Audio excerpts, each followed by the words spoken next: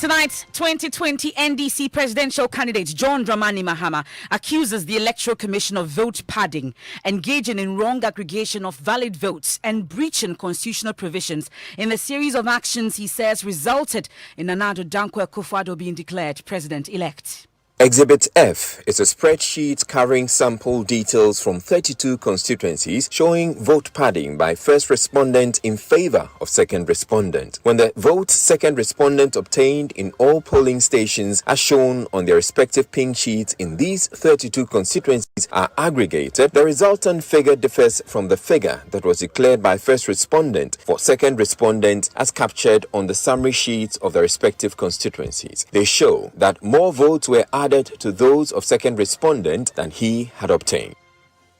We have details of this election petition as the former president wants a runoff, insisting no candidate got more than 50% of the votes cast. That's coming up on Top Story, brought to you by Bella Aqua Mineral Water. Vodafone, the future is exciting. Ready? I am MFA Pau.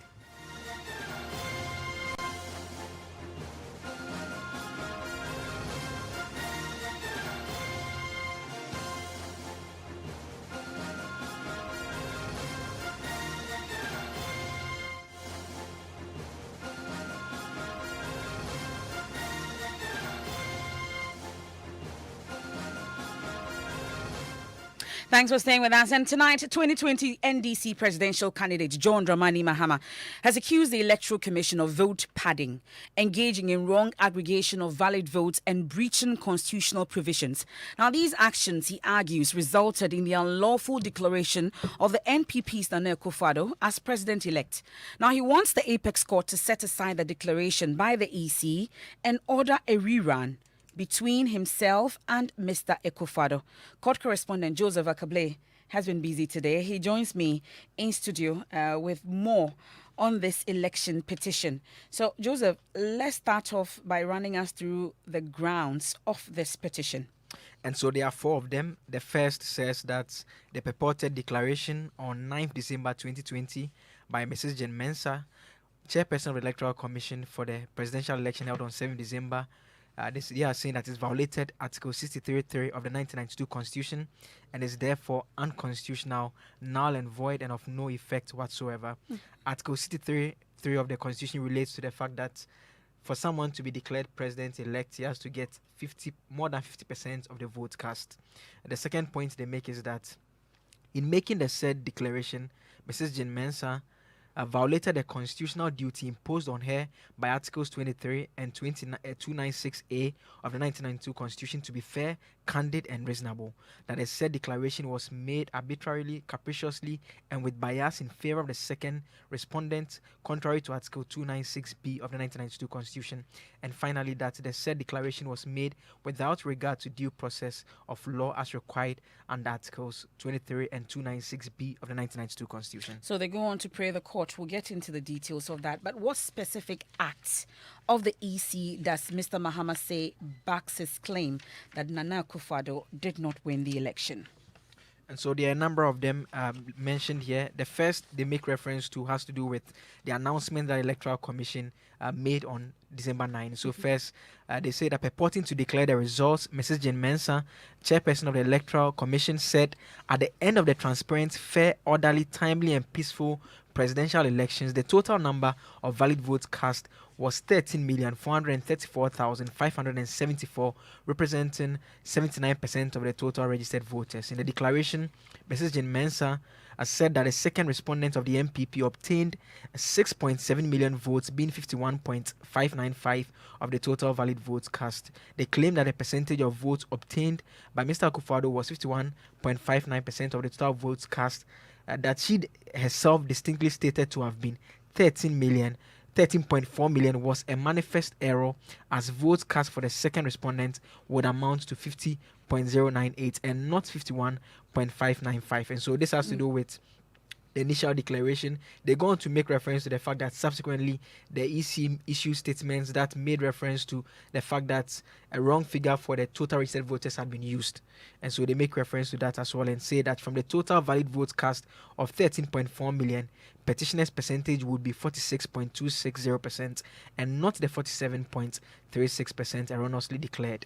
The percentages attributed to all but one of the other candidates by Mrs. Jean Mensah are also incorrect. Then it but goes it didn't to state the one candidate that they feel that was correct. That is not there. that right? is not mentioned there. Then they go on to say that when the percentages of valid votes cast and standing to the names of each of the presidential candidates and as purportedly declared by Mrs. Jean Mensah are summed up, they would yield a total of 103%.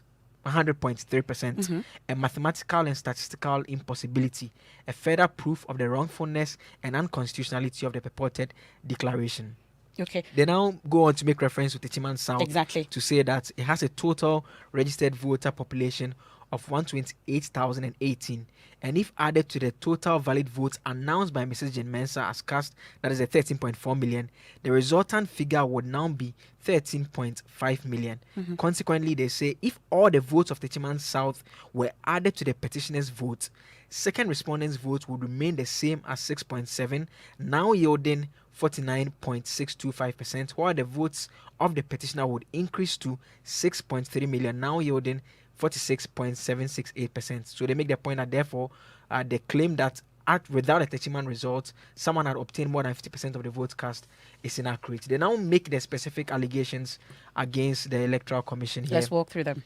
The first one here says that the so-called rectification, referring to the EC statement that pointed out the errors, they are saying that Exhibit E, which they attach to the petition, provides sample details of wrong aggregation of valid votes on the face of the summary sheet of some 11 constituencies. Exhibit E, they say, shows that the sum total of valid votes obtained by all candidates varies from the figure recorded on the face of the summary sheet as the total valid votes from those constituencies. They then go on to say that they attach an Exhibit F, which they say is a spreadsheet covering sample details from 32 constituencies, and they make the case that this shows vote pardon by the Electoral Commission in favor of Nana Akufo-Addo. And when the votes obtained in all polling stations as shown in their respective pink sheets in these 32 constituencies are aggregated, the resultant figure differs from the figure that was declared by the Electoral Commission as being what transpired at the end of the polls. Okay, so we'll be getting into the relief, but it's interesting. They make mention of the gazetting and all from 26, point 26, 27, 28, 29, all makes reference to it. So 26, for instance, they talk about the Gazette notice of the outcome of the presidential election is required to be based on the declaration actually made by Mrs. Gina Dukwe Mensah as the chairperson of First Respondent and the returning officer of the result of the presidential election.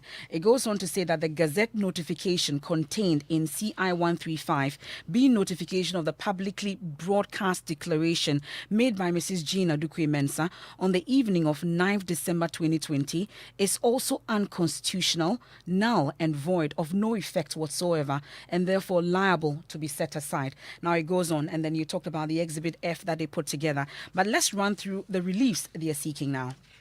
There are actually about 5 of them. The first one here says they are asking for a declaration that Mrs. Jean Mensah, chairperson of the Electoral Commission and returning officer for the presidential elections held on 7 December 2020, was in breach of Article 63.3 of the 1992 Constitution, the declaration she made on 9 December 2020 in respect of the presidential election that was held on 7 December.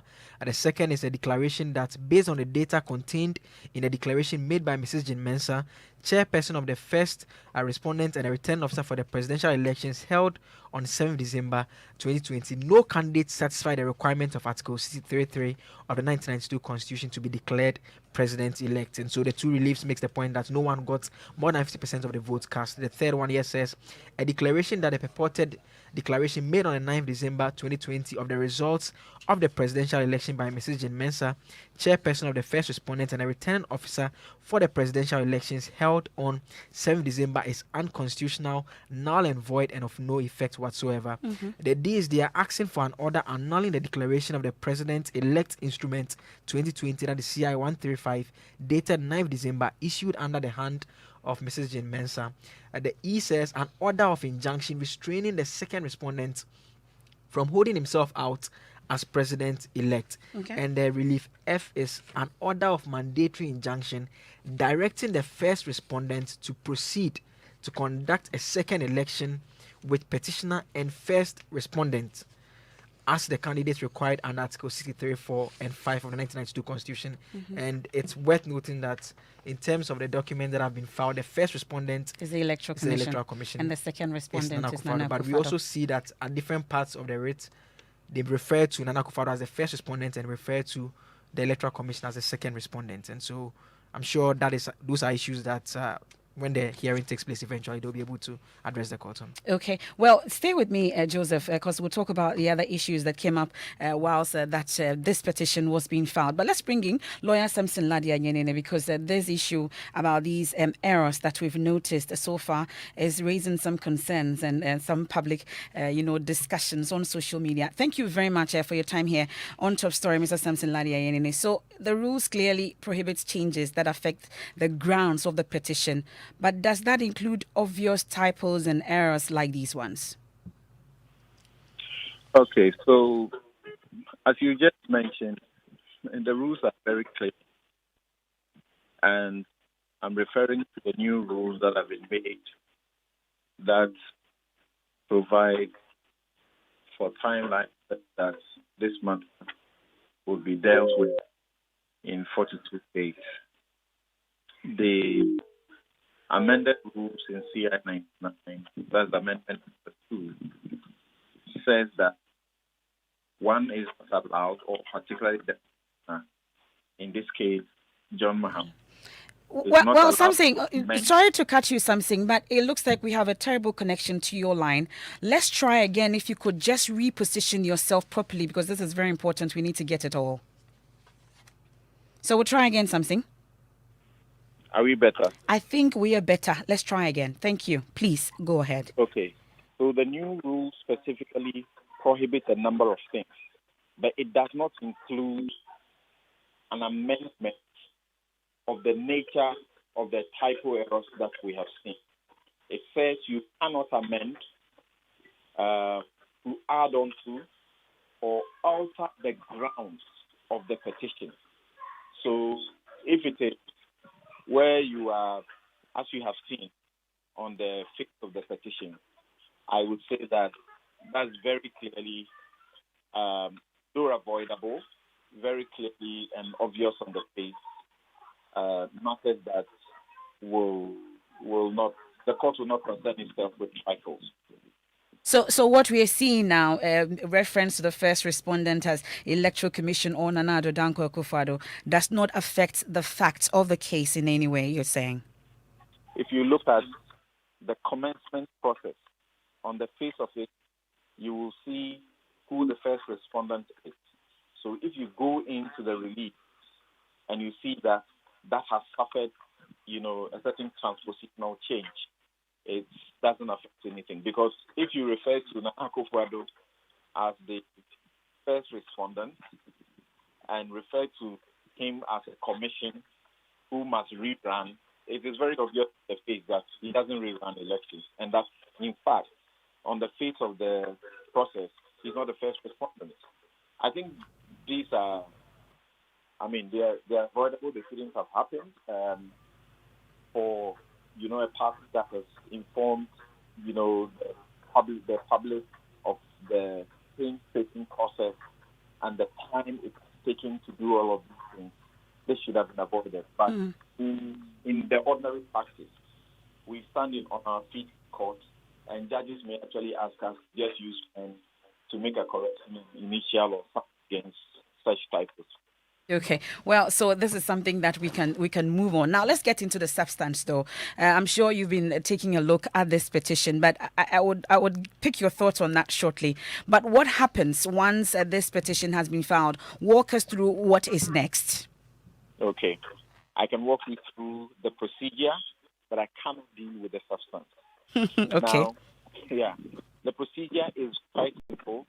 The law says once this is filed, and it has to be filed within 21 days, and that is etched in the Constitution in Article 64. And so the rules of court committee that dealt with the new rules is not allowed by law to tamper with that. So 21 days have come. They have filed within time. The petition is now supposed to be served on the respondent, as in the Electoral Commission and also the President, Nana Akufo-Addo. And the law requires that it should be served within 2 days. So by Friday, we expect that they would have been served. If the petitioners have a difficulty in locating anyone to serve, the court requires them to come back and inform the court. Then the court will make an order for substituted service, which is supposed to be published in the 2 national dailies. That's what the law says. 2 national dailies, and it will be deemed to have come to their attention. It may actually give other modes by which it will come to their attention. Once it gets to their attention, then they have 3 days within which to enter what is known as the appearance. The appearance is simply put an acknowledgement to say that I have received the document that you have brought to me. Then they have a 10-day period to file their response or their answer, or what you may call the defense. Once they have done so, then on the 10th day, once they have done so, there will be a notice issued by the court requiring them to appear before the court, and that will be within 48 hours for them to appear. And that appearance will be by the 10th day. And on that 10th day is what they will do what is known as a pre-trial conference. This is where, together with the judges and the lawyers, they will go through the various things to check and to tick all the boxes, whether everything is in order, if there are any things that are outstanding and can be, remedied, within what time all of these things should be done, and how the case is going to be conducted going forward. Once that is determined, then on the 15th day, the hearing or the trial will start. This is where there was a bit of a lacuna, if you like, in the previous rule, that is CI 74. It didn't provide for timeline for the trial, and that's how we ended up 8 months. It only said expeditious trial. So on the 15th day, the trial will start, and then it will end by the 21st day. And then when the trial is over, the judges will have between the 21st day and the 42nd day to deliver their judgment. Everything looked at according to the schedule of the rules. The matter should terminate in March, early in March. So this time we're looking at 42 days instead of the previous 8 months. But I know you don't want to go into the substance, but before that, there's this part that I just want clarity to. The E is saying that an order of injunction restraining the second respondent from holding himself out as president-elect. But with the timelines that you've given, by the time that the courts start hearing and all before we finish the 42 days, Mr. Akufo-Addo would have been sworn in on the 7th of January, barring anything that happens. How then does this part hold? That's correct. The relief they are asking, unless they file an application to seek to injunct the president from being sworn in, which is an impossibility, should I say advisedly? But this is etched in the Constitution. It's almost impracticable to want to do anything about it. But the thing is that, you see, they have asked for the annulment of the declaration instrument. You've seen that, haven't you? Right. So if that is granted, then it means there's no president-elect. They have asked for annulment of the declaration of president-elect instrument, and that is CI 135, dated the 9th of December. Once they get that relief granted, there's no president elect. And then if they get the ultimate relief they are seeking, that's for a runoff. Because they are saying that by Article 63, to be eligible to be declared a president-elect, you must have obtained more than 50% of the total number of valid votes. And they are claiming that what they are bringing to the court is to say that John Mahama didn't get that number, even though he has sufficient highest numbers. He has a higher number of votes. President Akufo-Addo also didn't get 50%, more than 50%, even though he also has the highest number of votes. The law says in the Constitution that the two of all the candidates that get the highest number of votes will then become the ones who will do the second round at the runoff. So that's ultimately what they are asking for. And as we know, you can tell from the 2013 petition, a president has to be sworn in. They have to do their work. If you are lucky or you are able to make your case and you win, then they will make the necessary orders to overturn the second instance. And as you see, clearly that's what they are seeking. So unless they have a contemplation to application to seek to enforce that injunctive order, it is only a release they are asking for. Okay. And it is at the end of the case, really. Okay. Well, but finally, the issue about live telecasts, the law makes provision for that, right? Yes. In the old one, there was no provision for it. And so we looked at all of that. See, the Rules of Court Committee, that's what it is capable to do by law. The things that it cannot do, that is set out in the Constitution in a manner that doesn't give room for them to innovate, they are not able to touch them. Okay. So this one, there is opportunity, and so they have now put it in the rules, and which says that they are live telecast is allowed. Okay. If that determination is made. Thank And you very looking much. We'll leave it here. Mr. Samson Lardy Anyenini, thank you so much for your time. Let's bring in the 2020 campaign chairman for President Akufo-Addo, Mr. Peter McMenu. Thank you very much also for your time here on Top Story. So, go to court was you and your party's response to every concern raised by the NDC regarding the election 2020. They are in court now. Are you ready for the showdown? Oh, my team of lawyers are already dissecting their petition. We are also assembling our own documents. We also believe, and we will prove that in court, that even John Mahama did not receive the number of votes that has been credited to him. And we're going to show that in the course of the trial. You talk about this team. Who and who make up that team? Oh, we have a team of 10, 12 lawyers led by Frank Davies and others. Well, but as it stands now, has Mr. Akufo-Addo received notice for the suit? I can't tell for now. But Can't tell for now. after a cursory look at Mr. Mahama's petition and the legal team, you've been looking at it together with your legal team, like you just said. Do you think you have a tough case on your hands?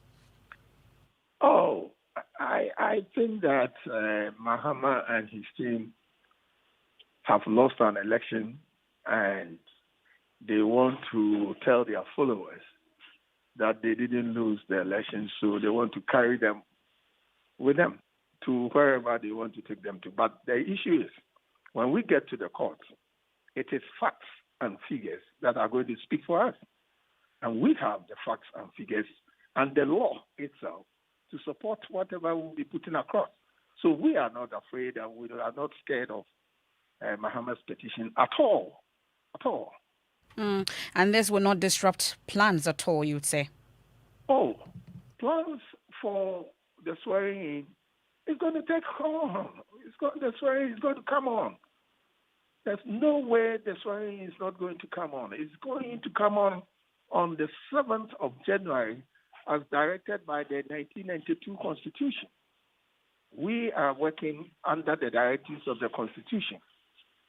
So there's no way the swearing is not going to come on. It's going to come on, and the trial will proceed.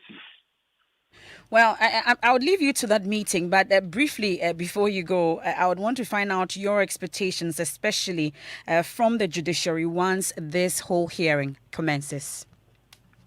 I don't expect anything than a judiciary that is well responsive to facts and figures and the law. And I believe that we have the facts, figures, and the law on our side. And the judges will look at that and give us a positive response within the 42 days limit. And you have confidence in the system? Very well so. Very well so. I mean, 2-3 days ago, at a function at the Danish embassy, Ghana's judicial system was quoted as one of the best in Africa. So why not?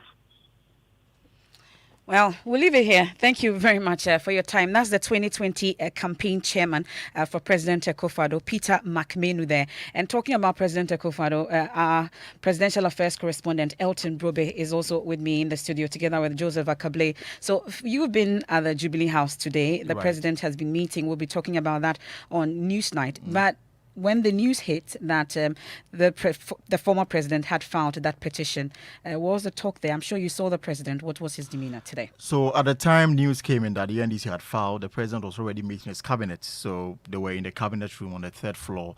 But before meeting members of cabinet, he actually met members of the Council of State. He came to the office around 10:15 in an orange shirt. After exchanging pleasantries with the workers there, he went to the fourth floor and later came to the banquet hall to meet with members of the Council of State. After the preliminary comments, the meeting went into a closed-door session. And then after that, he went to meet members of his cabinet. It was around that meeting that news came in that the NDC had filed. Though I must admit that at the moment when we got there, the whole presidency was in waiting to hear that the NDC was going to give word or give action to their word. So it wasn't surprised that news came in that they had done so. But for members of government at the Jubilee House, according to they are focused on what they are doing. Indeed, the president, according to them, has been elected and duly declared as winner in the last election. And for that reason, they are carrying through the program of activities.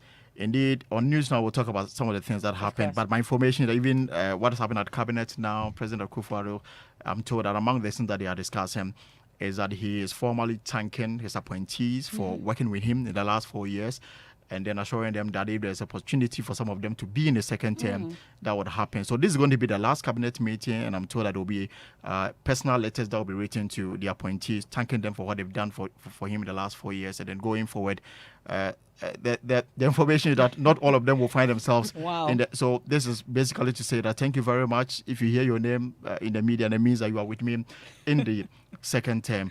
And then basically I'm also being told that they've already written letters to some foreign dignitaries to participate in the swearing in on the 7th of June. So it looks like as far as the government is concerned, they are focused on what they are doing, and according to them, they expected this. They have their lawyers to prosecute this. As a matter of fact, 2 days ago at the Jubilee House, I saw Philip Addison. I don't know whether he will be part of this legal team, but I saw him, going up to the fourth floor. So for them, they are focused on what they are doing. Save the rest for Newsnight coming up shortly. But Joseph, let me wrap up with you. Walk us through once again those who actually filed this petition on behalf of former President John Dramani Mahama. So Edwidji Tamaklo, he's a member of the NDC's legal team. He is one of the individuals designated to speak for Mr. Mahama as part of this petition issues. And Sami Jemfiu is the National Communications Officer. The two individuals are the ones who brought the petition to the Supreme Court and filed it on behalf of John Mahama. Okay, so yesterday, speaking to Ofosu-Ampofo, Manuel Cranton spoke to the chairman of the NDC, Mr. Samuel Ofosu-Ampofo, mentioned that there are some parliamentary seats also that they are heading to court on. Did we hear anything about that? So because those ones have to be taken up at the High Court, the expectation is that they are identifying those ones, and those petitions will be taken to the high courts that are seized with the jurisdictions in the various areas to deal with those matters. And so they intend to undertake that action, we understand.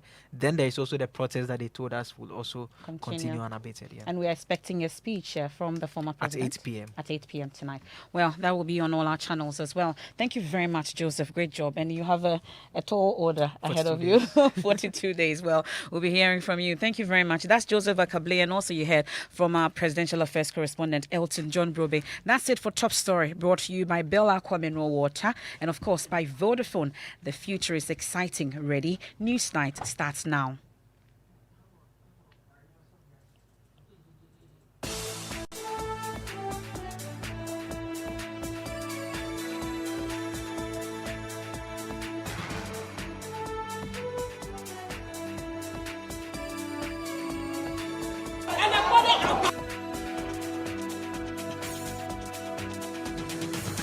Thanks for staying with us. It's time now for Newsnight. And tonight, one person injured as NDC members in the south area of Hohoe clash with traditional warriors during protests over exclusion from parliamentary election.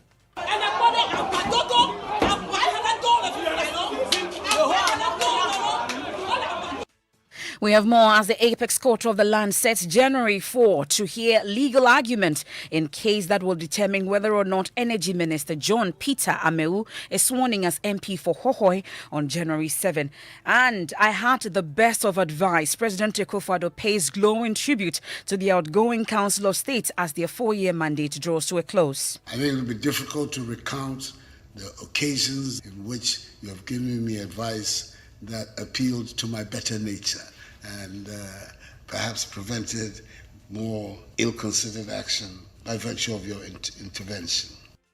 And the president is meanwhile clear on the task ahead as he promises to meet the expectations of Ghanaians in his second term in office, even as the NDC challenges his election victory.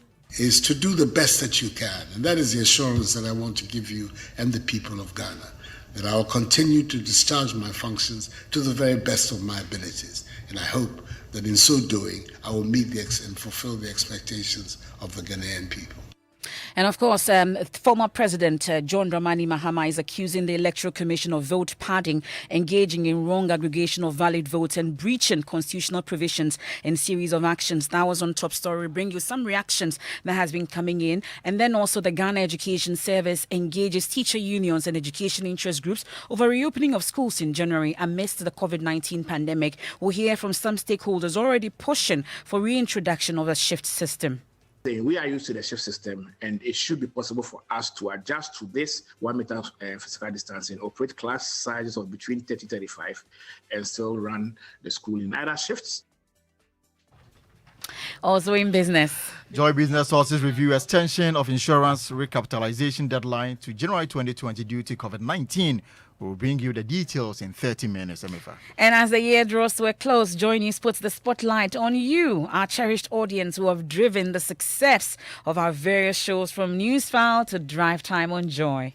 To date, I don't miss Newsfile because of that, the objectiveness and the thoroughness of the content that is produced.